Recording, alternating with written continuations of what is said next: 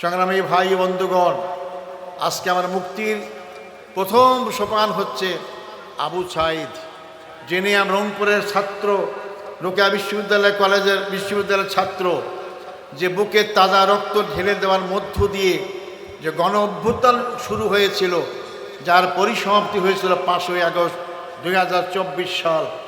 2024 সাল 5ই আগস্ট না হলে আপনারা আমার জানাজা পড়তেন বা পড়তে পারতেন কিনা তাও জানি না, কিন্তু আল্লাহ তাআলা সেই 5ই আগস্টের পরিবেশ সৃষ্টি করার কারণে আজকে আমি মুক্ত হয়েছি। তাই আমার মুক্তির জন্যই কিন্তু আবু সাঈদ আমার পক্ষেই কাজ করেছে, তার মৃত্যুই আমাকে মুক্তির পথ দেখিয়ে দিয়েছে। আমি তার হত্যাকারীদের বিচারের সম্মুখীন করা হচ্ছে, কিন্তু তড়িৎ গতিতে বিচার করে তাদের সমুচিত শাস্তি দেওয়ার ব্যবস্থা করা হোক।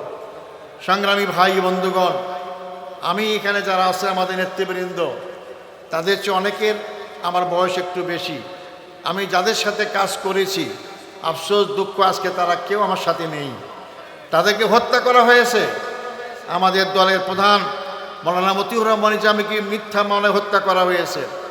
আমাদের পার্টির সেক্রেটারি জেনারেল জনাব আলী হাসান মোহাম্মদ মুজাহিদ, তাকে হত্যা করা হয়েছে। আমাদের পার্টির 2 জন সহকারী সেক্রেটারি জেনারেল জনাব মোহাম্মদ কামারুজ্জামান আব্দুল কাদের মোল্লা এবং নির্বাহী পরিষদ সদস্য জনাব মীর কাসিম সাহেব আলীকে ফাঁসির কাস্টে দিয়ে হত্যা করা হয়েছে। আমি তাদের আত্মার মাগফিরাত কামনা করি। তাদের পরিবারে যারা জীবিত আছেন, শোকসহ পরিবারদের আমি সমবেদনা জ্ঞাপনা করি, এবং এই সমস্ত মামলার মাধ্যমে যাদেরকে হত্যা করা হয়েছে আমি তাদের বিচারের আওতায় আমি দাবি জানাচ্ছি। এই কারাগারেই যারা ফাঁসি হয়েছে কিন্তু কার্যকর করা হয়নি, মামলার রায় হয়েছে, যাবজ্জীবন দেওয়া হয়েছে, অথবা মামলা চালাবার অবস্থায় ছিল, তাদেরকেও হত্যা করা হয়েছে কারাগারে বিনা চিকিৎসায়। তার মধ্যে অধ্যাপক গোলাম আজম, আপনার নাম জানেন, আমার মৌলানা আবুল কালাম আজাদ, মৌলানা আবুল কালাম ইউসুফ, তাকে হত্যা করা হয়েছে। মৌলানা আব্দুস সোবহান, যিনি পাঁচবার জাতীয় সংসদের সদস্য নির্বাচিত হয়েছিলেন। যারা যুদ্ধ অপরাধ করে, যারা মানবতাবিরোধী অপরাধ করে, তারা কি এই জনগণের ভোটে নির্বাচিত হতে পারে? আমি চ্যালেঞ্জ দিয়ে বলতে পারি দুনিয়ার কোনো দেশে এরকম কোনো উদাহরণ নাই। কিন্তু তাদেরকেও তো ফাঁসির কাছে ঝুলাবার চেষ্টা করা হলো। এটাই আজব এক বাংলাদেশ, আজব এক আমাদের ক্ষমতায় যারা ছিলেন তাদের চরিত্র। সংগ্রামী ভাই বন্ধুগণ, সবচেয়ে দুঃখজনক হচ্ছে আমাদের আন্তর্জাতিক খ্যাতি সম্পন্ন আলেমে দ্বীন, মুফাসসিরে কোরআন, যাকে কোরআনের পাখি বলা হয়, মৌলানা দেলাওয়ার হোসেন সাঈদীকে কারাগার থেকে চিকিৎসা না দিয়ে শেষ পর্যায়ে হাসপাতালে নিয়ে এসে হত্যা করা হয়ে গেল।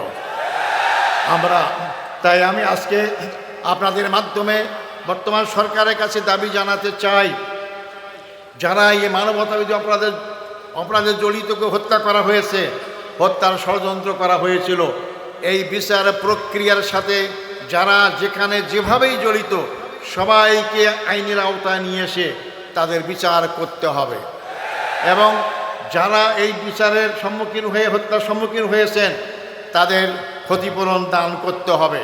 সংগ্রামী ভাই ও বন্ধুগণ, আজকে আমি বলতে চাই গর্বের সাথে, আমার রায়ের মাধ্যমে এটি আজহারুল ইসলাম মুক্তি পায় নাই। আমার রায়ের মাধ্যমে বাংলাদেশ জামাত ইসলামীর দীর্ঘদিনের মিথ্যা অপবাদ থেকে মুক্তি পেয়েছে। সর্বোচ্চ আদালত রায় দিয়েছে, ন্যায়ভ্রষ্ট রায় বেড়াবো হয়েছে, আইনটাই বেআইনি। সেই আইনের মাধ্যমে যাদেরকে হত্যা করা হয়েছে, এই অপবাদ দেওয়া হয়েছে জামাত ইসলামীকে, তারা মানবাধিকার অপরাধ করেছে। আজকে আইনের মাধ্যমে সুপ্রতিষ্ঠিত হয়েছে, আমিও মুক্তি পেয়েছি, ইসলামী আন্দোলন মুক্তি পেয়েছে। এটাই আল্লাহর বিচার, ন্যায় বিচার আল্লাহ করেন। 5ই আগস্ট আমরা জেলখানায় ছিলাম, আমরা কল্পনাও করিনি যে হাসিনা ক্ষমতা ছাড়তে বাধ্য হবে, কিন্তু রাখে আল্লাহ, মারে কে? আল্লাহ যে অনেক কিছুই করতে পারেন। মনে হলো যে আল্লাহ সরাসরি এই বিপ্লব ঘটার ব্যবস্থা করেছেন। মনে হলো যে লক্ষ লক্ষ লোক আমরা দেখতে পাচ্ছিলাম কারাগার থেকে, লক্ষ লক্ষ লোক রাজপথে নেমেছে, মনে হয় যে আবাবিল পাখির মতো হাজির হয়েছে লক্ষ লক্ষ লোক। আল্লাহ ফেরেশতারা হাজির হয়েছেন এবং তার পতন হয়েছে। যার পতন হয়েছে তিনি কি বলতেন? শেখের বেটি পালায় না, আমরা পালাই নাই, আমাদের কোনো নেতা পালায় নাই, কিন্তু আপনি পালিয়েছেন। কোথায় পালিয়েছেন? যেখানে আপনাদের আসল ঠিকানা, সেখানেই আপনারা পালিয়েছেন। আমাদেরকে পাকিস্তান পাকিস্তান বলেন, আমরা পাকিস্তানে পালাই নাই। আমাদের শহীদ মীর কাসেম আলী মামলা যখন চলে তখন তিনি আমেরিকায় ছিলেন। তাকে বলা হয়েছে আপনি আসবেন না বাংলাদেশে, বিচারের সম্মুখীন হবেন। উনি বলছেন কেন আমি যাব না, আমি কি অপরাধ করেছি? মৃত্যু হলে আমেরিকাও তো হবে, বাংলাদেশেও হবে। তিনি আমেরিকা থেকে বাংলাদেশে এসেছেন, বিচারের সম্মুখীন হয়েছেন, তাকে ফাঁসি দিয়ে শাহাদত করা হয়েছে। তাহলে কারা এই দেশের জনগণকে ভালোবাসে, কারা এই দেশের জনগণের পক্ষে কাজ করে? যারা পালিয়ে যায় তারা, নাকি যারা মৃত্যুর সম্মুখীন হওয়ার পরও বিদেশ থেকে দেশে আসে তারা? আসল তারাই দেশপ্রেমিক, তাদের দ্বারা এই দেশ রক্ষা পেতে পারে, তাদের দ্বারা এই দেশের সীমানা রক্ষা হতে পারে। সংগ্রামী ভাই বন্ধুগণ, আজকে বাংলাদেশের জনগণকে চিন্তা করতে বলবো। আবেগ দিয়ে 54 বছরও কাটিয়ে দিলাম, অনেক স্লোগান দিয়ে জাতিকে বিভক্ত করলাম, কিন্তু জাতির কোনো কল্যাণ করতে পারলাম না। আমাদেরকে সত্যিকার অর্থে আধিপত্যবাদ বিরোধী শক্তি বাংলাদেশের জনগণের পক্ষে সবসময় যারা থাকে, যারা দেশে পালিয়ে যাওয়ার চিন্তা করে না, তাদের দ্বারা এই দেশ নিরাপদ, তাদের দ্বারা এই দেশের গণতন্ত্র নিরাপদ, তাদের দ্বারা এই দেশের জনগণের অধিকার নিরাপদ। তাই আগামী নির্বাচনে সেই চিন্তা আমাদের মাথায় অবশ্যই রাখতে হবে। সংগ্রামী ভাই বন্ধুগণ, আমি যে মুক্তি পেয়ে গেলাম, এটা কি আমার এক্সটেনশন লাইফ না, বর্ধিত জীবন না? আমি তো শহীদ হয়ে যেতাম, আমাকে ফাঁসির ঝুলে আপনার সাথে দেখা হতো না। তা আল্লাহ আমাকে বাঁচিয়েছেন, এটা আমার বর্ধিত লাইফ। আমি আপনাদের কাছে ঘোষণা করতে চাই, আমি ছাত্র জীবন থেকে ইসলামী আন্দোলন করি, জনগণের জন্য কাজ করি, এরকম পরিসরেই কাজ করেছি।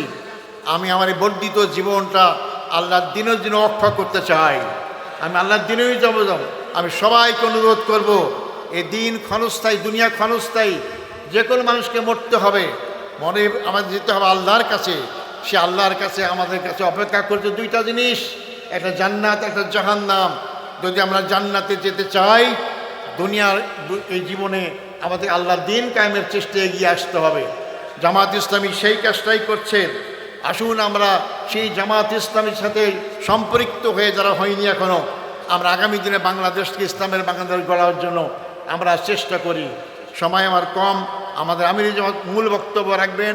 আমি আমার আবেগ নিয়ে আসছি, আবেগ আপ্লুত। আমি এত লোক আমার দেখার সৌভাগ্য এই রংপুর শহরে হয় নাই।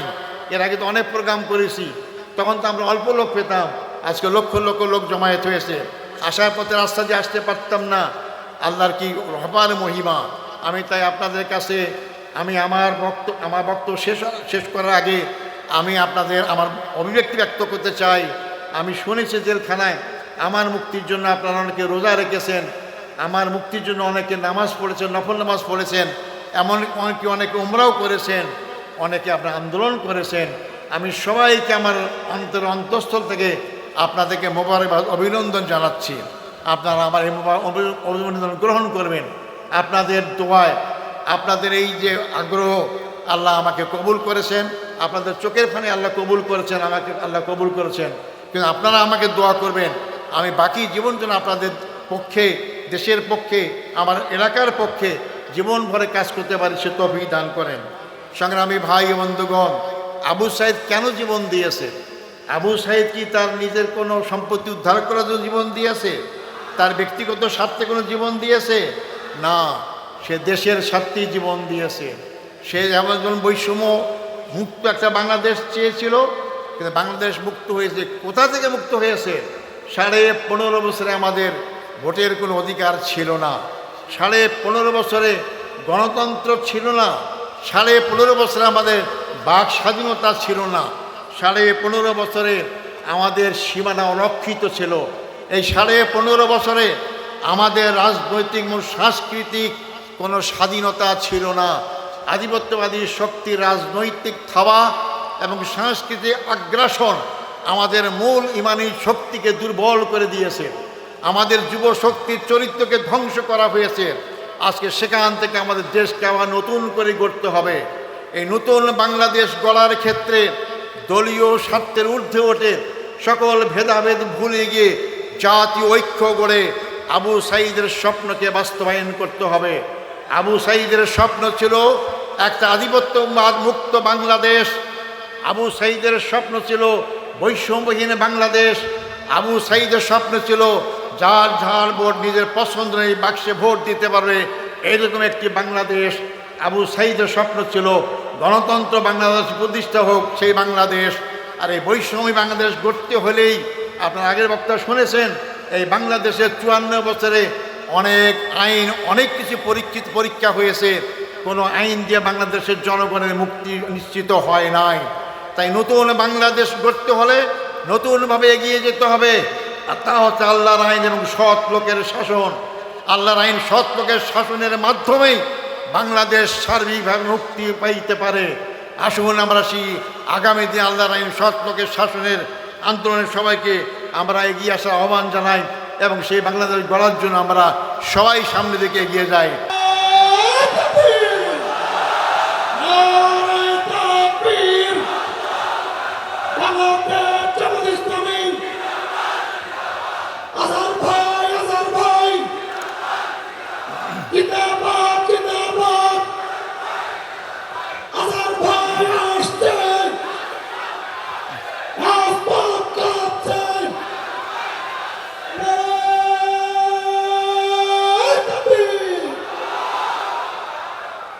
আলহামদুলিল্লাহ, আলহামদুলিল্লাহ রাব্বিল আলামিন, ওয়াসসালাতু ওয়াসসালামু আলা সাইয়্যিদিল মুরসালিন ওয়া আলা আলিহি ওয়া সাহাবি আজমাইন।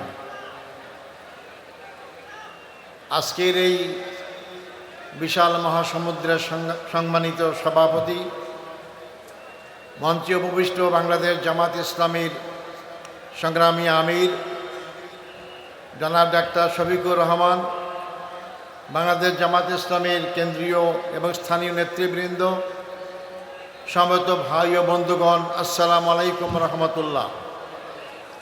অমুসলিম ভাইদের প্রতি থাকলো আমার আন্তরিক মোবারকবাদ। সাংবাদিক বন্ধুগণ, তাদের প্রতি থাকলো আমার আন্তরিক মোবারকবাদ। সংগ্রামী ভাই ও বন্ধুগণ, আমি আপনাদের সাথে মিলিত হতে পারবো এটা কোনো সময় চিন্তায় আসেনি। আমি কারাগারে ফাঁসির কাস্টে ঝোলার জন্য প্রস্তুত ছিলাম। আল্লাহ যে আমাকে ফাঁসির মঞ্চ থেকে জনতার মঞ্চে নিয়ে আসবে এটা আল্লাহ ছাড়া কেউ জানতো না। আজকে আমি ফাঁসির মঞ্চ থেকে লক্ষ জনতার মঞ্চে হাজির হয়েছি। সবই আল্লাহর মেহেরবানি, আল্লাহর রহমত। যে গলায় আমার দড়ি রশ্মি ঝোলানো কথা ছিল সেখানে আমার ফুলের মালা পড়ে, সবই আল্লাহর রহমত। আমার ফাঁসি দেওয়ার জন্য যে সমস্ত সাক্ষী সুবুজ জোগাড় করা হয়েছিল আপনারা শুনেছেন ইতিমধ্যেই, তাদের মাধ্যমে মিথ্যা সাক্ষী দিয়ে আমাকে ফাঁসির কাস্টে ঝোলার চেষ্টা করা হলো। আল্লাহ আমাকে মুক্ত করেছেন। আমার পরিবার থেকে আমি সম্পূর্ণ বিচ্ছিন্ন ছিলাম। আমার স্ত্রীও আমার কারাগার থাকা অবস্থায় ইন্তেকাল করেছেন। আমার ছেলেকেও আমার সাথে গ্রেপ্তার করেছিল। আমি বলছি, বাবা মুক্ত বাবা, তুমি এই দেশে আর থাকিও না, দেশের বাইরে চলে যাও, নাহলে তোমাকে গুম করবে, হত্যা করবে। আমার পরিবারের লোকরা শোকাহত, তুমি যদি আবার গুম হও তা আরও তারা কষ্ট পাবে। এভাবে আমি পরিবার থেকে সম্পূর্ণ বিচ্ছিন্ন।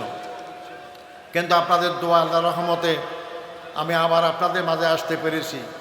এই রংপুর জেলা স্কুল মাঠ, এই স্কুল হচ্ছে আমার প্রাণপুরী স্কুল। এই স্কুলেই আমি লেখাপড়া করেছি।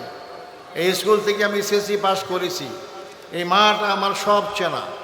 আমার রংপুরই কেটেছে আমার কিশোর বয়স, যুবক বয়স, পুরা বয়স এই রংপুর। এই রংপুরেই আমার জন্য, এই রংপুর শহরেই আমি বসবাস করেছি। রংপুরের জনগণ আমার মনে হয় না কেউ বলতে পারবে যে আমি কোনো অপরাধের সাথে জড়িত ছিলাম। আমি কোনো অপরাধের সাথে জড়িত ছিলাম না, কিন্তু আমাকে সে অপরাধী বানানো হয়ে গেল। রংপুরবাসী সাক্ষী এবং যারা সাক্ষী দিয়েছেন তারাও কিন্তু পরবর্তী সময় বলেছেন যে আমাদেরকে জোর জুলুম করে আমাদেরকে মিথ্যা সাক্ষী দিতে বাধ্য করা হয়েছে। আমার এখন কারোর প্রতি কোনো ক্ষোভ নাই, দুঃখ নাই। আমি চাই আমার অঞ্চল, আমার বাংলাদেশকে আবার মানুষের জন্য বসবাস উপযুক্ত করা, পরিবেশ সৃষ্টি করার জন্য। সংগ্রামী ভাই বন্ধুগণ, আপনারা কষ্ট করে এই মহাসমুদ্রে উপস্থিত হয়েছেন, এই জন্য আমি আমার পক্ষ থেকে অন্তঃস্থল থেকে আপনাদেরকে মোবারকবাদ জানাই। আমি আবারও আপনাদের কাছে দোয়া চাই, আল্লাহ যেন আমাকে সুস্থ রাখেন, ভালো রাখেন, এবং যাতে করে আল্লাহ দিনের পথে বাকি জীবনটা আমি ব্যয় করতে পারি, সেই দোয়া কামনা করে এবং আবারও আপনাদের সামনে হাজির হওয়ার আশা ব্যক্ত করে আমার বক্তব্য এখানে শেষ করছি। আসসালামু আলাইকুম রহমতুল্লাহি ওয়া বারাকাতুহু।